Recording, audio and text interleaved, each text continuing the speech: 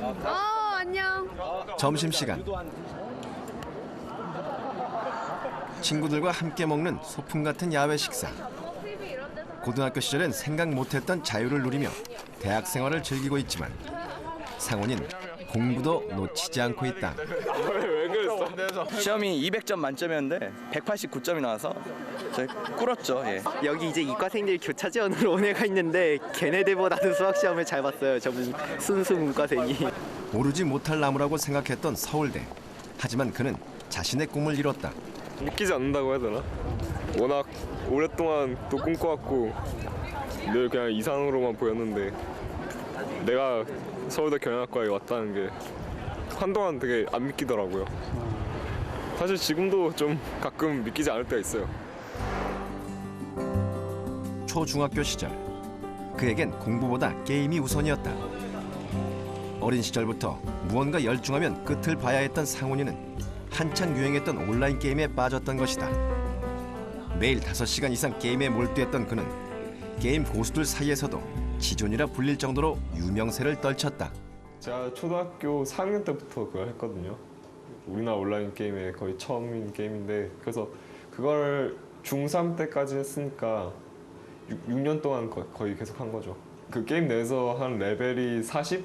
그 정도 되면 되게 고수다, 뭐 지존이다 이런 말을 많이 들었는데 제가 그 어린 나이에 그 게임에서 레벨이 거의 50 가까이 됐었거든요. 성적표 좀 봐. 그러다 보니 학교 성적은 자연스레 떨어졌다. 영어가 지금 뭐 127등? 니네 도대체 학교 몇 명인데?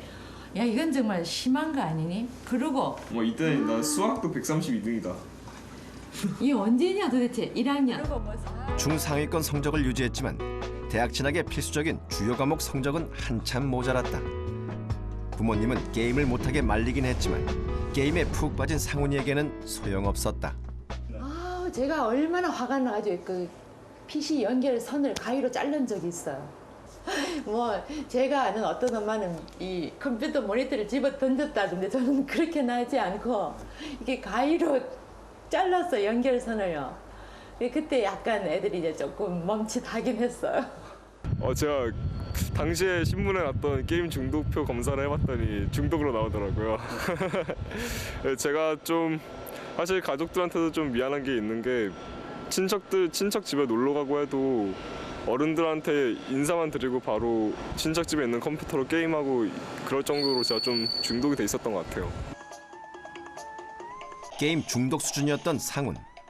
하지만 중학교를 졸업할 무렵 공부는 뒷전, 게임에만 몰두하던 그에게 충격을 주는 일이 생겼다. 일단 형이 서울대를 가버렸고, 그러니까 동생으로서 부모님께서 아무리 비교를 안 한다고 하시지만 제 스스로 그냥 막 비교가 되는, 제 내신을 한번 중학교 때 내신을 한번 계산해봤었거든요, 졸업할 때. 근데 이때 그게 안 되더라고요. 그래서 그때 그 압박감? 어린 시절부터 함께 뒹굴며 놀던 형. 자신과 함께 게임을 하던 형이 서울대에 입학하자 정신이 번쩍 들었다. 게다가 우수한 성적의 중학교 친구들과 같은 고등학교를 진학하게 된 것도 한몫했다. 중학교 때 공부를 잘하던 친구들이 대부분 저희 학교로 배정이 됐거든요. 그래서 이제 거기서 오는 불안감도 되게 크더라고요. 과연 정말 이런 친구들이 많이 왔는데 고등학교 때마저 계속 지고만 살아야 될까, 그런 생각도 들었고, 네, 그래서 그런 것들이 되게 복합적으로 연결이 돼서 공부를 결심하게 된 것 같아요. 결국 게임을 끊기로 했다. 하지만 습관은 무서웠다. 금단 증상으로 게임을 놓는다는 것은 쉽지 않았다. 그래서 게임을 깔았다 지웠다를 여러 번 반복하게 되었다. 오늘 1시간만 하자, 또는 오늘 하루만 정말 마지막으로 하자, 그러니까 또는 뭐 정말 공부를 열심히 했으니까 머리를 잠깐 식혀야 된다, 이런 여러 가지 변명을 만들면서 좀 스스로한테 타협하는 자세를 많이 보였던 것 같아요. 무엇보다 스스로 변명하는 자신에게 실망한 상훈이는 게임을 끊기 위해 아예 게임을 할 수 없는 환경을 만들었다. 게임을 하지 않겠다고 부모님께 공표하고 컴퓨터는 물론 공부에 방해가 된다고 생각되는 휴대폰과 MP3 플레이어까지 모조리 없애버렸다. 엄마나 이제 저희가 이제 집을 비울 때는 혼자 있으면은 이제 인터넷을 하거나 게임을 할 수가 있기 때문에 컴퓨터를 좀 치워달라는 얘기를 하더라고요. 본 의지로는 좀 잘 안 되니까. 그래서 저희들이 나갈 때는 그 마우스를 치우기도 하고 인터넷을 선을 뽑아가지고 장롱 속에 숨겨두고 나가기도 하고 그렇게 했죠. 그때 상훈이가 게임을 놓을 수 있도록 정신적 도움을 준 책을 만났다. 예, 이 책이 제가 게임을 끊고 공부를 하는데 되게 도움이 많이 됐던 책이거든요. 경영 전략서인 이 책은 좋은 기업을 넘어 위대한 기업으로 가는 길을 설명하고 있다. 상훈이는 책의 주요 내용인 좋은 삶에 안주하면 위대한 삶을 살기 어렵다는 문구를 적용.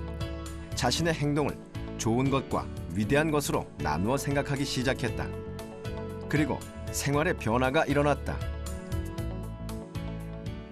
어떤 행동을 할 때 이게 좋은 것, 굿인지 혹은 위대한 것, 그레이트인지를 되게 나눠서 생각을 많이 해봤거든요. 그래서 예를 들자면 좀 피곤할 때 일찍 그러니까 피곤하다고 자버리는 것은 뭐 피로를 회복할 수 있으니까 굿이겠지만 그때 또 졸음을 참고 공부를 좀 더 하는 것은 저는 그레이트라고 생각했거든요. 그때 어린 마음으로서는 이제 그게 제 인생이랑 되게 직결이 된다고 생각을 했거든요. 그래서 내 그 전에 게임을 하고 즐겁게 지내던 삶도 물론 행복했으니까 굿이라고 볼 수 있지만 그게 뭐랄까요, 더 미래로 장기적으로 봤을 때는 그 위대한 것, 그러니까 여기서 말하는 그레이트까지는 되지 않는구나 이런 생각을 되게 많이 했거든요. 그렇게 게임을 끊은 지 한 달, 금단 현상은 사라졌다. 오히려 게임에 몰두했던 집중력을 공부에 적용시키자 모든 것이 공부에 집중되는 역전 현상이 일어났다. 목표는 서울대. 가야 할 길이 멀었지만 자신감을 갖고 스스로를 다잡았다. 남들보다 늦게 시작한 공부. 최상위권을 따라잡기 위해선 그만큼 더 열심히 하는 것 외엔 방법이 없다고 생각했다. 잠을 자고 싶어도 침대에 누우면 일어나지 못할까. 바닥에 무릎을 꿇고 침대에 기대 5분에서 10분 정도 잠깐 눈을 붙이는 게 전부였다. 그렇게 상훈이는 게임을 하느라 보낸 시간을 메우기 위해 1분 1초도 헛되이 쓰지 않았다. 정말 무섭도록 공부했어요. 청소하느라 창틀을 딱 이렇게 창문을 딱 열었더니 이중 창문 그 바깥쪽에 저 너머에 캔커피가 서너 개 이렇게 기차처럼 완전 줄을 서서 이렇게 있는 거예요. 그리고 자세히 봤더니 쓰레기통 안에도 깡통이 두세 개가 막 뒹굴고 제가 정말 너무 놀라가지고 진짜 정신이 번쩍. 그래가지고 그거를 다 가져가서 감춰놓고 물어봤죠. 그랬더니 이 녀석이 졸음을 그걸로 달랜 거죠. 공부하는 시간을 늘리기 위해서는 잠을 포기하는 방법밖에 없었다. 4당 5라, 4시간 자면 붓고 5시간 자면 떨어진다. 이 말은 모든 학생들에게 적용되는 말은 아니지만 늦게 공부를 시작한 상훈이에게는 진리와도 같은 말이었다. 학교에서 돌아와 30분 정도 낮잠으로 충전하고 매일 새벽까지 동이 트는 것을 보고서야 잠이 들었다. 견딜 수 없는 피곤함은 자신이 해내고 있다는 성취감과 정신력으로 버텼다. 신문이 한 4시에서 4시 반 사이에 배달이 오니까 그 소리, 그러니까 신문이 떨어지는 소리가 날 때까지 공부를 했어요. 근데 그때 정말 신체적으로는 피곤함이 절정에 달하있지만 또 그때의 보람? 그런 거 덕분에 늘 그렇게 공부를 할 수 있었던 것 같아요.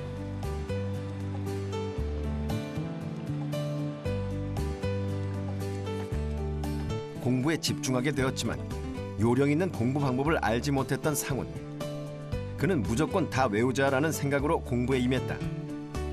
고1 첫 시험에 앞서 모든 과목의 교과서와 참고서를 모조리 외웠다. 일단 정말 100점을 맞고 싶긴 한데 어떤 게 나올지 모르니까 그러면 모든 거 한번 다 외워서 한번 대처해보자 이런 생각 가지고 있었거든요. 그래서 설마 다 외웠는데 틀리진 않겠지 이런 생각 가지고 있었어요. 책을 복습할 때마다 형형색색의 펜들로 줄을 치며 책을 통째로 외워버린 상훈. 드디어 고등학교 1학년 첫 중간고사. 성적은 상위권으로 진입했지만 자신이 공부한 만큼의 결과를 얻지 못했다. 제가 생각하기에는 저희 공부량만으로 봤을 때는 첫 시험 때 당연히 전교 1등을 했어야 될 것 같은데 첫 시험 때는 그렇지 못했던 것 같아요.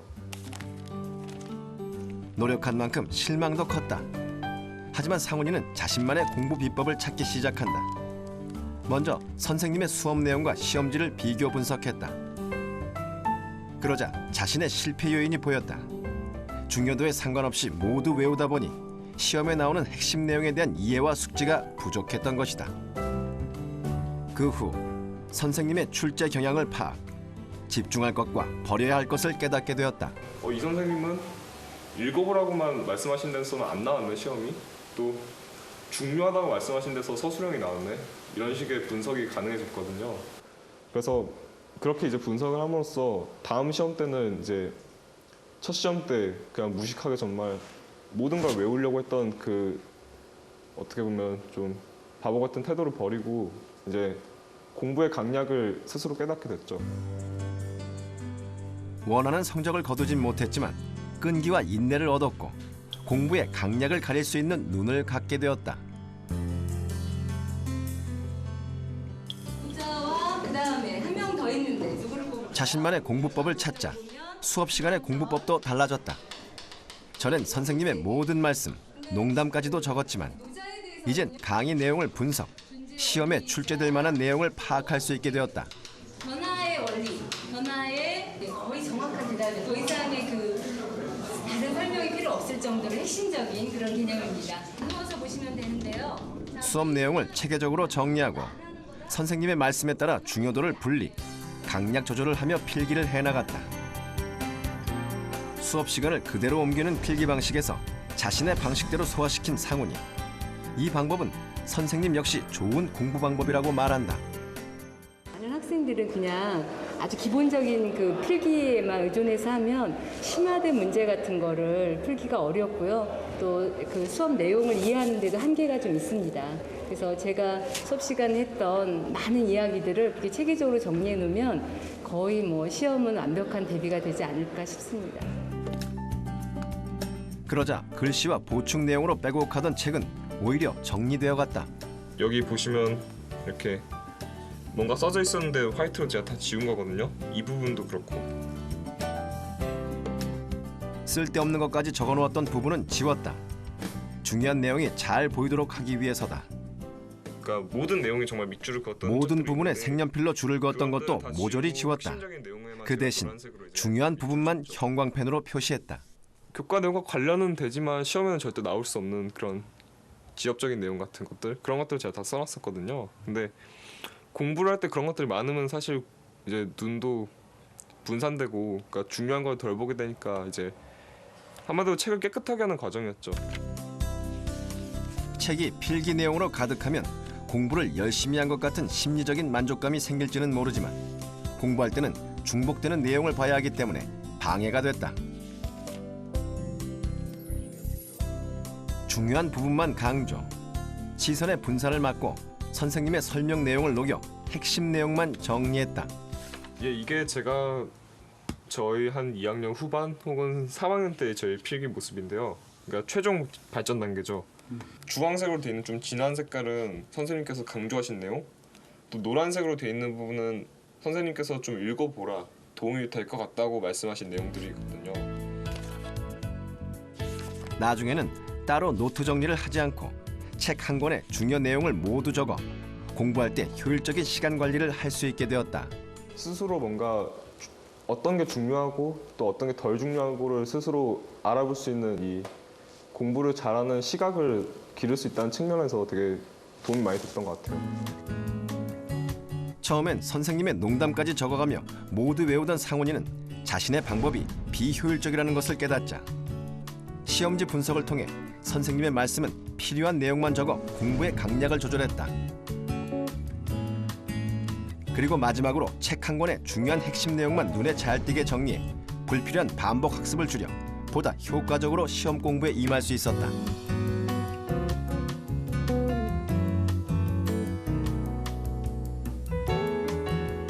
그 후 상훈이는 나머지 시험에서 최상위권에 진입. 주요 과목뿐만 아니라 전 과목에서 내신 1등급을 받을 수 있었다.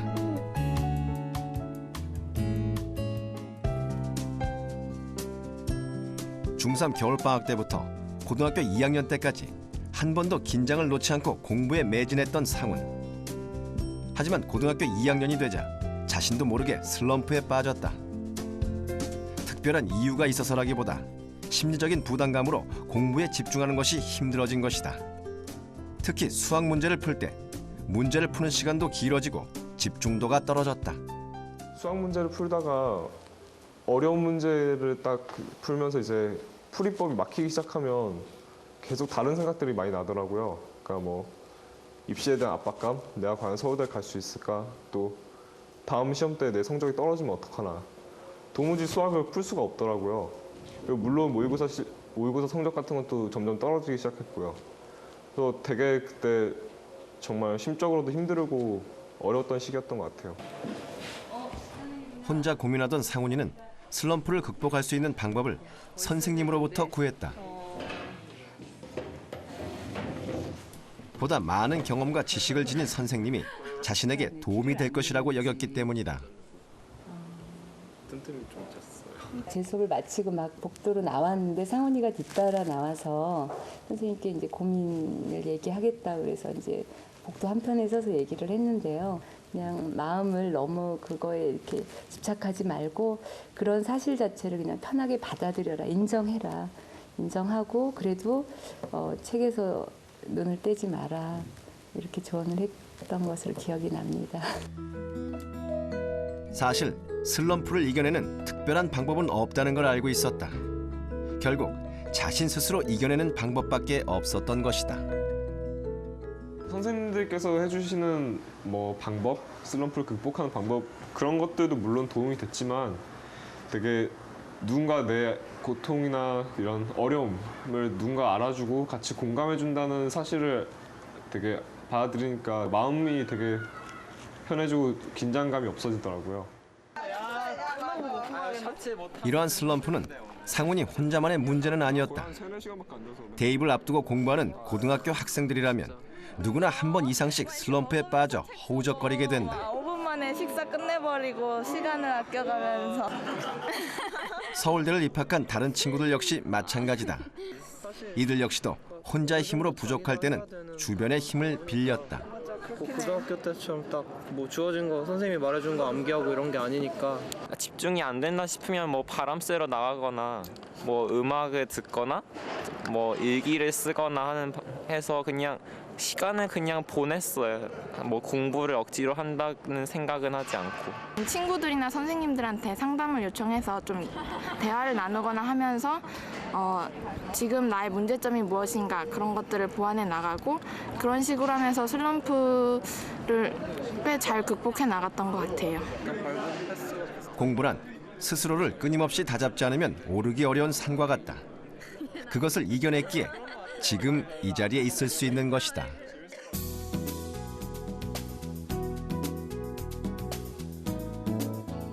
대학에 진학하고서도 고등학교 때부터 하던 암기 방법으로 공부하는 상훈. 일명 연상 암기법이라 스스로 이름 붙인 이 방법은 상훈이가 여러 번의 시행착오를 거치며 스스로 찾아낸 암기 방법이다. 연상 암기법은 최상위권 친구들을 따라잡기 위해 그가 만든 산물이다.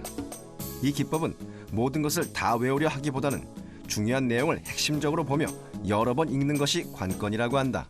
처음에 일단 그 시험 공부를 할 때는 쭉 읽으면서 중요한 내용이 어떤 건지를 생각해보고 두 번째 읽을 때는 이제 그 중요한 부분을 분홍색 형광펜으로 칠을 했어요. 그리고 세 번째 읽을 때는 이제 중요한 것 외에도 주변의 다른 내용들을 연상할 때 필요한 부분들이 있잖아요. 주장의 이런 흐름 부분 그런 것들을 파란색으로 칠했거든요. 주변 내용을 다 읽는다면 예를 들어서 30분이 걸릴 일들이 머릿속으로 깜빡깜빡 연상을 하면 한 5분 정도로 시간이 확 단축되거든요.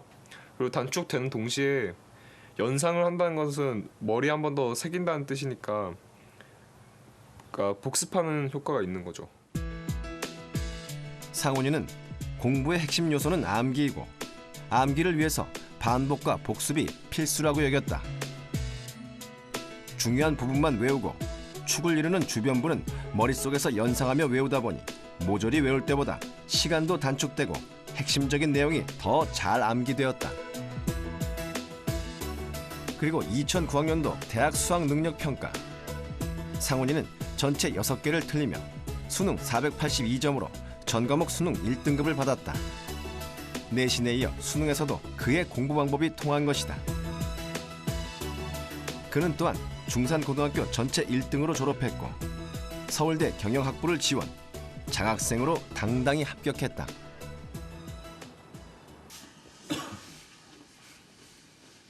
오랜만에 가족끼리 갖는 단란한 시간. 군입대로 집을 비운 형 대신에 든든한 버팀목 역할을 하는 상훈이. 위에 또 뭐 쌓여 있는 게 몇 개나 있지. 아 진짜 엄마는 그렇게 열중하던 게임을 끊고 공부에 매진. 형에 이어 서울대에 진학한 상훈이. 부모님은 대견하기만 하다. 나는 커피 먹어도 잠만 잘 오던데. 아니야 더라고. 하지만 상훈이가 공부에 몰두하기까지 상훈이 부모님은 공부를 강요하지 않았다. 그것은 본인 스스로 느끼고 행동하게 하기 위해서였다. 그렇게 열심히 했으니까. 부모님이 하는 얘기는 아무리 좋은 얘기라도 그 잔소리처럼 들리거든요. 뭐 저희도 어릴 때 그랬었지만은 제일 중요한 거는 본인이 느껴야 되거든요. 본인이 느끼고 아 이거 하면 안 되겠다. 나의 미래를 위해서 나의 장래를 위해서 내가 지금 해야 될 행동이 뭔가를 본인이 느끼고 이렇게 스스로가 움직이면은 하라고 해도 잘 안 하죠. 3년간의 피나는 노력으로 자신이 원하는 대학에 진학한 상훈. 그는 자신의 꿈을 모두 이루었다고 생각하지는 않는다.